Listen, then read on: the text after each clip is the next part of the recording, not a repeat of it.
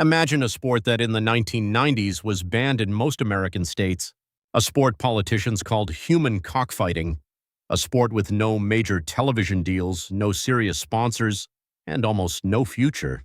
Back then, almost nobody believed it would one day become a global business worth billions of dollars. But one man changed everything. His name is Dana White. This isn't the story of his childhood or how he grew up. This is the story of how one man helped transform the UFC from a nearly bankrupt company into the world's biggest mixed martial arts organization. When the UFC was founded in 1993, it looked nothing like the sport we know today. There were almost no rules, no weight classes, no mandatory gloves, no time limits. The idea was simple: bring together fighters from different martial arts and find out which style was truly the best. Karate fighters faced boxers, wrestlers fought jiu-jitsu specialists, kickboxers stepped into the cage against sumo wrestlers. It was raw, violent, unpredictable. For many fans, it was fascinating, but for politicians and television executives, it was a nightmare.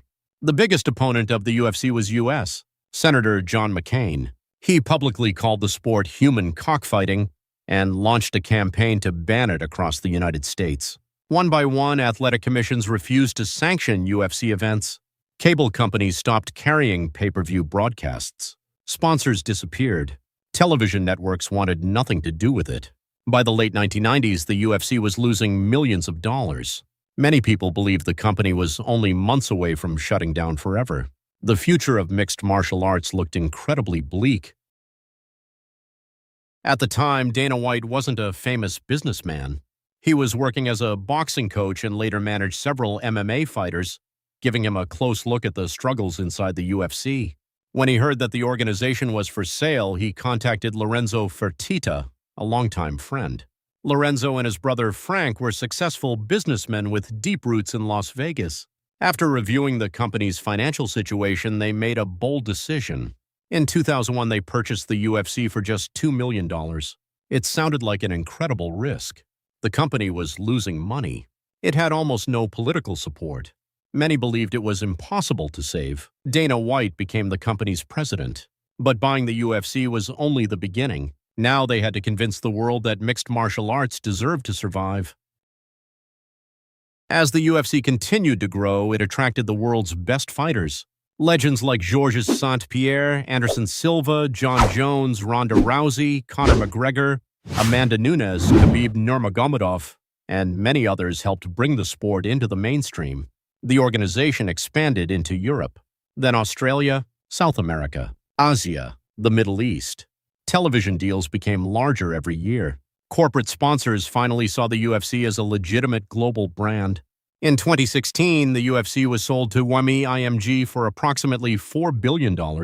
It was one of the largest sales in sports history. Dana White remained president of the organization, continuing to oversee its growth as the UFC entered an entirely new era. Dana White didn't invent mixed martial arts. He didn't create the UFC. He wasn't one of its original founders. But few people have had a greater impact on the sport's history. Together with the Fertitta brothers, he took a company that many believed was doomed and transformed it into the world's leading MMA promotion. Today, UFC events sell out arenas across the globe. Millions of fans tune in every month. Champions become international superstars. Of course, Dana White's leadership has also faced criticism. Debates continue over fighter pay, controversial decisions, and the way the organization is managed. But regardless of where you stand, one fact is difficult to deny. Without Dana White and the Fertitta brothers, the UFC might never have survived. And if it hadn't survived, the sport of mixed martial arts might never have become the global phenomenon it is today. A lot of these young kids that have to come up with different creative content all the time. Whether you love him or hate him, there's no denying Dana White changed combat sports forever. He took a company that was fighting to survive, and turned it into a global empire worth billions. Today, the UFC sells out arenas around the world. Millions of fans watch every event, and countless fighters dream of becoming champions inside the octagon. But perhaps the biggest question isn't what Dana White has already accomplished. It's what comes next.